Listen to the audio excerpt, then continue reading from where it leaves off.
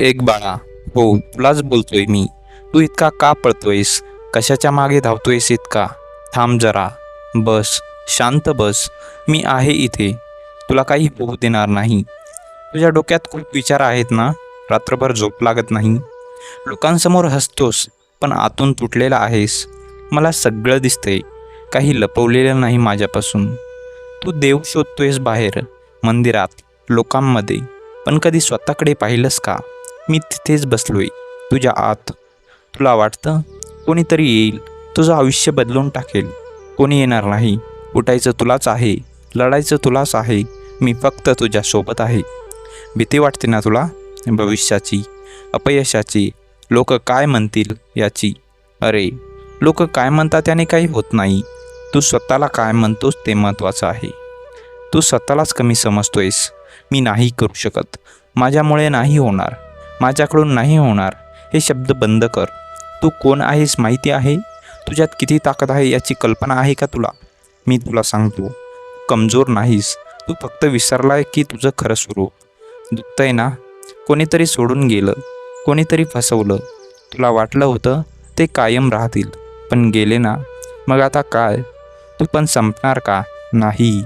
तू तिथेच उभा राहणार आणि पुन्हा उभा राहशील अजून मजबूत. हे जग असंच आहे. इथे कोणी कायमचं नसतं, सगळं बदलतं. पण एक गोष्ट कायम आहे, मी तुझ्यात आणि तुझ्यातला देव. तू मला विसरतोस जेव्हा सगळं चांगलं चालू असतं. तेव्हा तू मला आठवत नाहीस, आणि जेव्हा अडचण येते तेव्हा तू म्हणतोस, स्वामी मला वाचवा. मी नेहमीच आहे. तू मला कधी जवळ करतोस तर कधी दूर.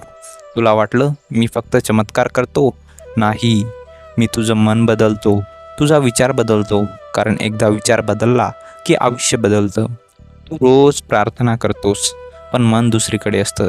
हे काय भक्ती आहे? भक्ती म्हणजे शब्द नाहीत, भक्ती म्हणजे भावना आहे. आणि एकदा मनापासून मला हाक मार, मी धावत येईल. पण खरी हाक असली पाहिजे, फक्त शब्दांनी नाही. मला माहीत आहे तू खूप थकला आहेस. कधी कधी वाटतं सगळं सोडून द्यावं, पण तिथेच थांब. सोडायचं नाही, लढायचं आहे. तुझ्या आयुष्यात जे काही चालू आहे ते वाया जात नाही. प्रत्येक वेदना तुला मजबूत बनवत आहे. तुला वाटतं देव तुला त्रास देतो? देव त्रास देत नाही, तो तुला घडवतो. सोनं जसं तापवतात तसंच तुला घडवलं जातंय. रडायला हरकत नाही, रड, पण तुटू नकोस. तू खूप काही सहन केलंयस. आता वेळ आली आहे उठण्याची. मी आहे ना तुझ्यासोबत. तू एकटा नाहीस. जे झालं ते विसर. भविष्याची चिंता करू नकोस. आता या क्षणाला जग. तुला सगळं मिळेल, पण आधी स्वतःला सापड. डोळे बंद कर, श्वास घे. मी तुझ्यासोबत आहे, नेहमी होतो आणि नेहमी राहीन. तू अजूनही विचारात आहेस. मन शांत झालंय पण पूर्ण नाही. ठीक आहे, हळूहळू सगळं बसतं. तुला एक प्रश्न विचारू? तू स्वतःपासून का पळतोय? लोकांपासून नाही, परिस्थितीपासून नाही, तू स्वतःपासूनच पळतोयस. आरशात पाहायला घाबरतोस, कारण तुला तुझ्या चुका दिसतात, तुझं अपयश दिसतं. पण मी सांगतो, तेच तुझी सुरुवात आहे. तू परफेक्ट व्हायचा प्रयत्न करतोस. तुला सांगतो, कोणीच परफेक्ट नसतं. मी पण तुला परफेक्ट बनवायला नाही आलो. मी तुला खरं बनवायला आलो आहे. तू खूप वेळा स्वतःला दोष दिलायस. माझ्यामुळे झालं, मी चुकलो. हो, चुकलास, पण त्यात अडकलास का अजूनही? चूक म्हणजे शेवट नाही बाळा, ती दिशा बदलण्याची संधी आहे. तू लोकांना खुश ठेवतोयस, सगळ्यांसाठी बदलतोयस, पण स्वतःसाठी कधी जगलास? एक दिवस असा येईल की सगळे निघून जातील आणि तू एकटाच राहशील. श्री स्वामी समर्थ.